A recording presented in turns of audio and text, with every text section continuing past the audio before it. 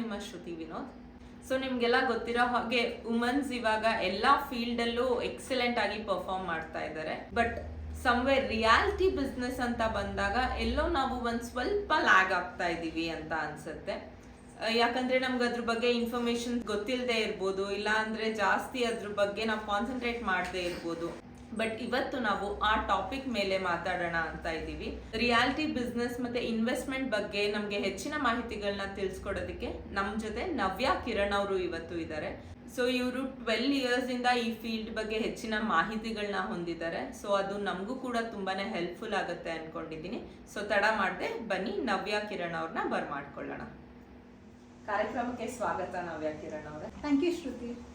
So reality ಅಂದಿದ ತಕ್ಷಣ first ಬರೋದೇ ಇನ್ವೆಸ್ಟ್ಮೆಂಟ್ ಅನ್ನೋ ವರ್ಡ್. ಬಟ್ ಇನ್ವೆಸ್ಟ್ಮೆಂಟ್ ಅಂದ್ರೆ ಏನು, ಅದನ್ನ ಒಂದು ಸ್ವಲ್ಪ ಡೀಟೇಲ್ ಆಗಿ ಎಕ್ಸ್ಪ್ಲೈನ್ ಮಾಡ್ತೀರಾ? Okay Shruti.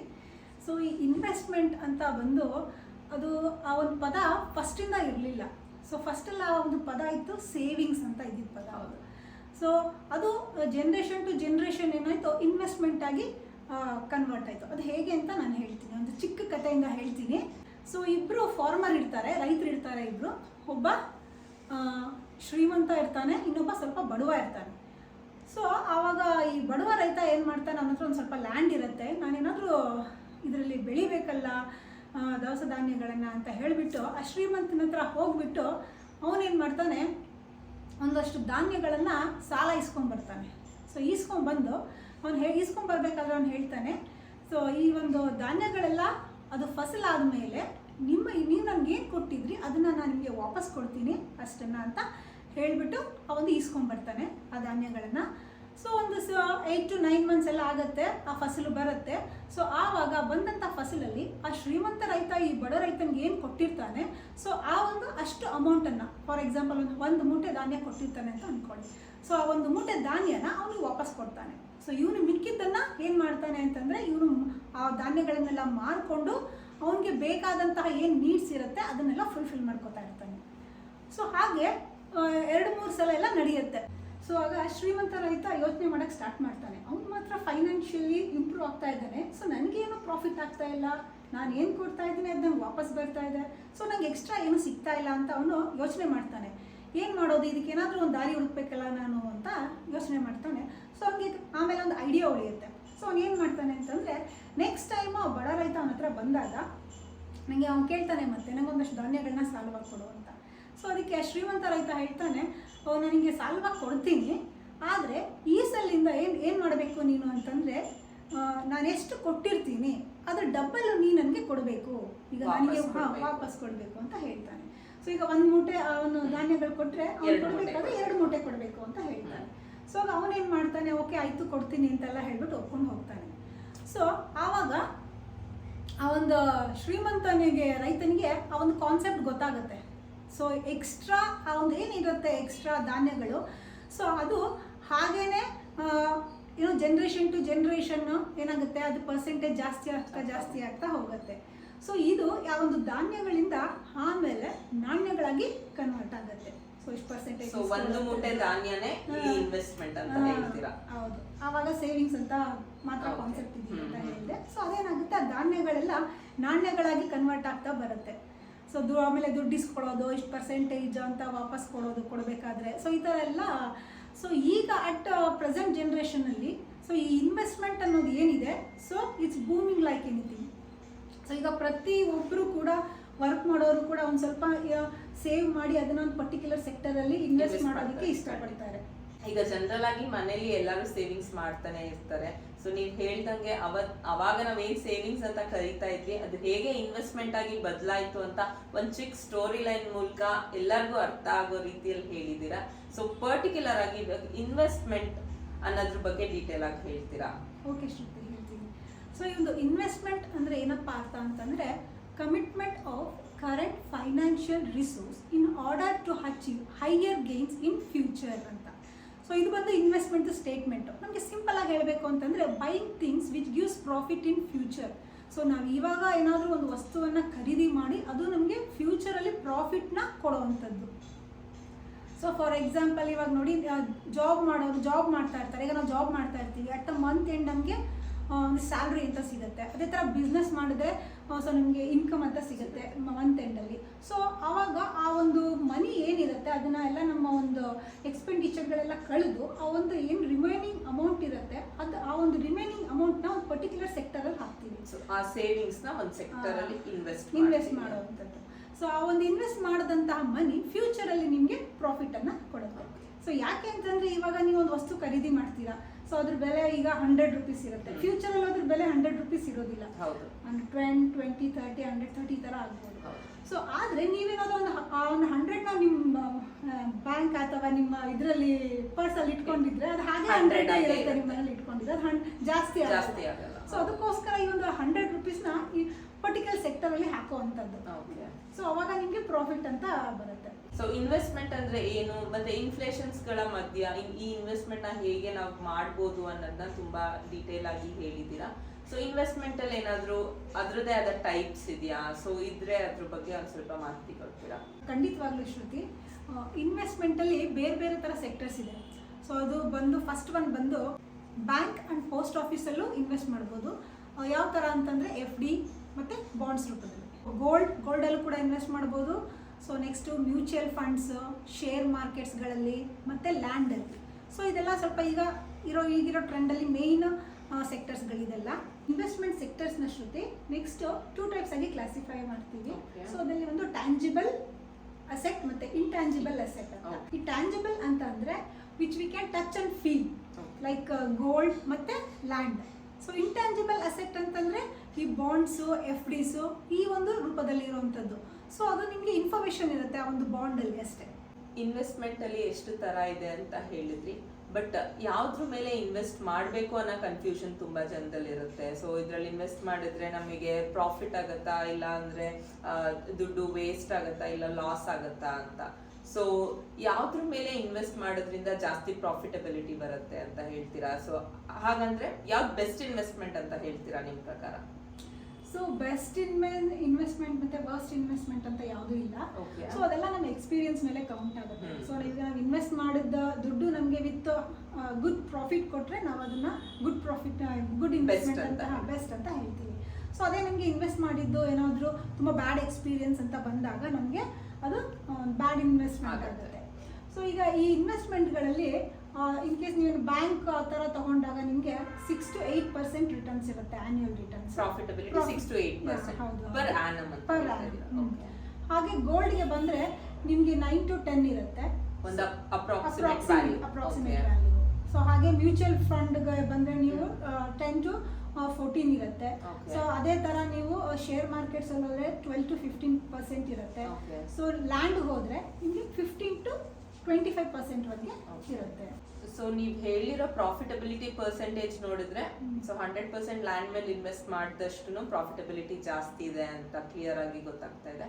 ಬಟ್ ಲ್ಯಾಂಡ್ ಮೇಲೆ ಇನ್ವೆಸ್ಟ್ ಮಾಡೋಕೆ ತುಂಬಾ ಜನ ಹೆದರ್ಕೊಂತಾರೆ. ಒಂದೇ ಜಾಗನ ಇಬ್ರಿಗೆ ಮಾರೋದಿರ್ಬೋದು, ಕರೆಕ್ಟ್ ಆಗಿ ಡಾಕ್ಯುಮೆಂಟ್ಸ್ ಇರಲ್ಲ, ಏನೋ ಒಂದು ಡಾಕ್ಯುಮೆಂಟ್ಸ್ ಕರೆಕ್ಟ್ ಆಗಿ ಇಲ್ಲದೆ ಇದ್ರೆ ನಾವು ರೀಸೇಲ್ ಅದನ್ನ ಮಾಡೋಕ್ಕಾಗಲ್ಲ. ಸೊ ಏನೇನ್ ಪ್ರಿಕಾಷನ್ಸ್ ನಾವು ಮುಂಚೆನೆ ತಗೊಳ್ಬೇಕು, ಏನೇನ್ರ ಬಗ್ಗೆ ನಮಗೆ ನಾಲೆಜ್ ಇರಬೇಕು ಲ್ಯಾಂಡ್ ಅಲ್ಲಿ ಇನ್ವೆಸ್ಟ್ ಮಾಡೋದಕ್ಕಿಂತ ಮುಂಚೆ ಅನ್ನೋದನ್ನ ತಿಳಿಸ್ಕೊಡ್ತೀರಾ? ಓಕೆ ಶ್ರುತಿ, ಖಂಡಿತ. ನಾವು ಲ್ಯಾಂಡಲ್ಲಿ ಇನ್ವೆಸ್ಟ್ ಮಾಡೋಕ್ಕೂ ಮುಂಚೆ ಸೊ ಯಾವುದಾದ್ರೂ ರೆಪ್ಯೂಟೆಡ್ ಕಂಪ್ನಿ ಥ್ರೂ ಹೋಗಬೇಕು ಇನ್ವೆಸ್ಟ್ಮೆಂಟ್ ಮಾಡಬೇಕಾದ್ರೆ, ಅಥವಾ ರೆಪ್ಯೂಟೆಡ್ ಬ್ರೋಕರ್ ಹತ್ರ ನಾವು ಇದನ್ನು ಲ್ಯಾಂಡ್ ಪರ್ಚೇಸಿಂಗ್ ಮಾಡಬೇಕು. ಸೊ ಆಮೇಲೆ ಏರಿಯಾ, ಲೊಕೇಶನ್ ಮತ್ತು ಕ್ವಾಲಿಟಿ ಆಫ್ ಡೆವಲಪ್ಮೆಂಟ್ ಮೇಲೆ ಕೂಡ ನಾವು ತುಂಬ ಗಮನ ವಹಿಸಬೇಕಾಗುತ್ತೆ. ಯಾಕೆ ಅಂತ ಹೇಳಿದ್ರೆ ಇವಾಗ ನಾವೇನಾದರೂ ಸೈಟ್ನ ಪರ್ಚೇಸ್ ಮಾಡಬೇಕಾದ್ರೆ ನಾವು ಅದನ್ನು ಕೆಲವು ವರ್ಷಗಳಾದಮೇಲೆ ಅದನ್ನು ನಾವು ಅದನ್ನು ಮಾರೋಕ್ಕೆ ಇಷ್ಟಪಡ್ತೀವಿ. ಅದನ್ನು ಇನ್ನೊಂದು ಫೈನಾನ್ಷಿಯಲಿ ನಮಗೆ ನೀಡ್ ಬರುತ್ತೆ ಅವಾಗ. ಅಂಥ ಟೈಮಲ್ಲಿ ಸೊ ಅದನ್ನು ನಮಗೆ ಮಾಡಿದಾಗ ನಮಗೆ ಒಳ್ಳೆ ಅಮೌಂಟ್ ಸಿಗತ್ತಾ, ಪ್ರಾಫಿಟ್ ಸಿಗತ್ತಾ ಅಂತ ಒಂದು ನೋಡಬೇಕು. ಸೊ ಆಮೇಲೆ ಆ ಒಂದು ಸೈಟ್ ಈಸಿಯಾಗಿ ಸೇಲ್ ಆಗುತ್ತಾ ಅದು ಕೂಡ ಗಮನಿಸಬೇಕು ನಾವು. ಸೊ ನಮಗೆ ಈ ಸೈಟ್ನ ಸೆಲ್ ಮಾಡೋಕ್ಕೆ ಇಷ್ಟ ಇಲ್ಲ ಅಥವಾ ಮಾರಕ್ಕೆ ಇಷ್ಟ ಇಲ್ಲ, ನಮಗೆ ಅಲ್ಲಿ ಮನೆ ಕಟ್ಟೋಕ್ಕೆ ಇಷ್ಟ. ಸೊ ಆ ಒಂದು ಜಾಗ ಮನೆ ಕಟ್ಟೋಕ್ಕೆ ಯೋಗ್ಯವಾಗಿದೆಯಾ ಅಂತ ಈ ಅಂಶಗಳನ್ನೆಲ್ಲ ನಾವು ಗಮನಿಸಬೇಕು. ಸೊ ಅಲ್ಲಿ ಎಲೆಕ್ಟ್ರಿಸಿಟಿ ಇರ್ಬೋದು, ಅಥವಾ UGD ಇರ್ಬೋದು, ಅಥವಾ ವಾಟರ್ ಫೆಸಿಲಿಟೀಸ್ ಇರ್ಬೋದು. ಸೊ ಎಲ್ಲ ಅಂಶಗಳನ್ನು ನಾವು ಗಮನಿಸಬೇಕಾಗುತ್ತೆ. ಸೊ ಇದೆಲ್ಲ ಆದಮೇಲೆ ಸೊ ಇನ್ನೂ ಒಂದು ಏನಂತಂದರೆ ನಿಮಗೆ ಆ ಒಂದು ಏನು ಡಾಕ್ಯುಮೆಂಟ್ಸ್ ಎಲ್ಲ ಏನಿರುತ್ತೆ ಅದನ್ನು ನೀವು ಅಡ್ವೊಕೇಟ್ ಹತ್ರ ಅವ್ರ ಲೀಗಲ್ ಆಸ್ಪೆಕ್ಟ್ಸ್ ಎಲ್ಲ ನೀವು ವಿತ್ ಅಡ್ವೊಕೇಟ್ ಹತ್ರ ನೀವೆಲ್ಲ ಅದನ್ನ ಡಾಕ್ಯುಮೆಂಟ್ಸ್ನೆಲ್ಲ ವೆರಿಫಿಕೇಶನ್ ಮಾಡಿಸ್ಕೋಬೇಕು. ಇವಾಗ ನೀವು ಲ್ಯಾಂಡ್ ಪರ್ಚೇಸಿಂಗ್ ಅಂತ ಹೋದ್ರೆ ಸೊ ನಿಮ್ಮ ಹತ್ರ ಫುಲ್ಲು 100% ಅಮೌಂಟ್ ಇರಬೇಕಂತ ಏನಿಲ್ಲ. ಸೊ ಜಸ್ಟ್ ನಿಮ್ಮ ಹತ್ರ 20% ಇದ್ರೆ ಸಾಕು. ಇನ್ನು 80% ನಿಮಗೆ ಬ್ಯಾಂಕ್ ಅವರೇ ಲೋನ್ ಕೊಡ್ತಾರೆ. ಸೊ ಬ್ಯಾಂಕ್ ಅವರು ನಿಮಗೆ 80% ಲೋನ್ ಕೊಡಬೇಕಾದ್ರೆ ಅವ್ರು ನಿಮಗೆ ಸುಮ್ಮನೆ ಕೊಡಲ್ಲ. ನಿಮ್ದು ಯಾವುದೊಂದು ಸೈಟ್ ನೀವು ತಗೊತಾ ಇದ್ದೀರಾ ಅದ್ರ ಮೇಲೆ ನಿಮಗೆ ಫುಲ್ ವೆರಿಫಿಕೇಶನ್ ಆಗುತ್ತೆ. ಸೊ ಅವರು ನಿಮ್ಗೆ ಇನ್ನೊಂದಲ್ಲ ಒಂದು ಸೈಟ್ ಮೇಲೆ ನಿಮ್ಗೆಲ್ಲ ಒಂಥರ ಆಡಿಟಿಂಗ್ ಮಾಡ್ತಾರೆ ಅವರು. ಸೊ ಏನಾಗುತ್ತೆ ನಿಮಗೆ ಇನ್ನೂ ಸೆಕ್ಯೂರ್ ಆಗುತ್ತೆ, ಆ ಸೈಟ್ ಬಗ್ಗೆ ಇನ್ನೂ ನೀಟಾಗಿ ತಿಳ್ಕೊಂಡಂಗೆ ಆಗುತ್ತೆ. ಅದ್ರ ಮೇಲೆ ಏನಾದರೂ ಏನೋ ಇಲ್ಲಿಗಲ್ ಆಸ್ಪೆಕ್ಟ್ಸ್ ಇದ್ರೆ ನಿಮಗೆ ಗೊತ್ತಾಗ್ಬಿಡುತ್ತೆ. ಸೊ ಬ್ಯಾಂಕ್ ಅಲ್ಲಿ ನಾವು ಲೋನ್ ತಗೊಂತಾ ಇದೀವಿ ಅಂದ್ರೆ ಆದಷ್ಟು ಸೈಟ್ ತಗೊಳ್ಳುವಾಗ ಮೋಸ ಹೋಗೋ ಪರ್ಸೆಂಟೇಜ್ ತುಂಬಾ ಕಮ್ಮಿ ಆಗುತ್ತೆ. ಹೌದು. ಸೊ ನೀವ್ ಹೇಳಿರೋ ಎಲ್ಲಾ ಪ್ರಿಕಾಷನ್ಸ್ ತಗೊಂಡು ಅದಾದ್ಮೇಲಿಂದ ನಾವು ಲ್ಯಾಂಡ್ ಮೇಲೆ ಇನ್ವೆಸ್ಟ್ ಮಾಡಿದ್ರೆ ಸೊ ನಾವು ಮೋಸ ಹೋಗೋ ಚಾನ್ಸಸ್ ತುಂಬಾ ಕಮ್ಮಿ ಇರುತ್ತೆ. ಮತ್ತೆ ನಾವು ಮಾಡೋ ಇನ್ವೆಸ್ಟ್ಮೆಂಟ್ ಮೇಲೆ 100% ಪ್ರಾಫಿಟಬಿಲಿಟಿ ಇರುತ್ತೆ ಅಂತ ತಿಳಿಸ್ಕೊಟ್ಟಿದ್ದೀರಾ. ಬಟ್ ಟೈಪ್ಸ್ ಆಫ್ ಲ್ಯಾಂಡ್ಸ್ ಏನೇನಿದೆ? ಸೊ ಇವಾಗ ಒಬ್ಬೊಬ್ರು ಲ್ಯಾಂಡ್ ತಗೊಂಡ್ರೆ ಅಲ್ಲಿ ಮನೆ ಕಟ್ಟಕ್ ಆಗದೆ ಇರ್ಬೋದು, ಇಲ್ಲ ಬರೀ ಅಗ್ರಿಕಲ್ಚರಲ್ ಏನಾದ್ರೂ ಬೆಳೆಯೋದಕ್ಕೆ ಯೂಸ್ ಆಗ್ಬೋದು. ಸೊ ಆ ತರ ಏನೇನ್ ಡಿಫ್ರೆಂಟ್ ಟೈಪ್ಸ್ ಆಫ್ ಲ್ಯಾಂಡ್ ಇದೆ ಅಂತ ಹೇಳ್ತೀರಾ? ಓಕೆ ಶ್ರುತಿ, ಖಂಡಿತ. ಈ ಲ್ಯಾಂಡ್ ಪ್ರಾಪರ್ಟೀಸಲ್ಲಿ ನಮಗೆ 4 ವಿಧಗಳಿವೆ. ಸೊ ಫಸ್ಟ್ ಬಂದು ರೆಸಿಡೆನ್ಷಿಯಲ್ ಪ್ರಾಪರ್ಟೀಸ್. ರೆಸಿಡೆನ್ಷಿಯಲ್ ಪ್ರಾಪರ್ಟೀಸ್ ಅಂದರೆ ನಾವು ಮನೆ ಕಟ್ಟೋದಕ್ಕೋಸ್ಕರ ಉಪಯೋಗಿಸೋವಂಥದ್ದು. So next commercial properties, commercial ಪರ್ಪಸ್ಗೋಸ್ಕರ ಉಪಯೋಗಿಸೋವಂಥದ್ದು. ಸೊ ನೆಕ್ಸ್ಟ್ ಇಂಡಸ್ಟ್ರಿಯಲ್ ಪ್ರಾಪರ್ಟೀಸ್, ಅದು ಇಂಡಸ್ಟ್ರಿಯಲ್ ಹಬ್ಸಲ್ಲಿ ಯೂಸ್ ಮಾಡುವಂಥದ್ದು. So last one agriculture property, so agriculture ಪರ್ಪಸ್ಗೋಸ್ಕರ ಯೂಸ್ ಮಾಡುವಂಥ ಪ್ರಾಪರ್ಟಿ. ಸೊ ಎಲ್ಲ ಪ್ರಾಪರ್ಟೀಸಲ್ಲೂ ನಿಮಗೆ ಪ್ರಾಫಿಟ್ ಇದೆ. ಇವಾಗ ನಮಗೆ ಗೊತ್ತಾಯ್ತು ಯಾವ್ಯಾವ ಟೈಪ್ಸ್ ಆಫ್ ಲ್ಯಾಂಡ್ ಇದೆ, ಹೇಗೆ ಇನ್ವೆಸ್ಟ್ ಮಾಡಬೇಕು. ಸೊ 100% ಪ್ರಾಫಿಟಬಿಲಿಟಿ ಅಂತೂ ಇದ್ದೇ ಇರುತ್ತೆ. ಬಟ್ ಒಬ್ಬೊಬ್ರು ಸೇಮ್ ಡೈಮೆನ್ಷನ್ ಲ್ಯಾಂಡ್ಗೆ ಕಮ್ಮಿ ಕೊಟ್ಟು ಪರ್ಚೇಸ್ ಮಾಡಿದ್ದೀನಿ ಅಂತಾರೆ, ಒಬ್ಬೊಬ್ರು ಅದೇ ಡೈಮೆನ್ಷನ್ಗೆ ಜಾಸ್ತಿ ಕೊಟ್ಟು ಪರ್ಚೇಸ್ ಮಾಡಿರ್ತಾರೆ. ಬಟ್ ಏನಕ್ಕೆ ಇಷ್ಟೊಂದು ಪ್ರೈಸ್ ಡಿಫ್ರೆನ್ಸ್ ಬರುತ್ತೆ ಅಂತ ಎಕ್ಸ್ಪ್ಲೇನ್ ಮಾಡ್ತೀರಾ?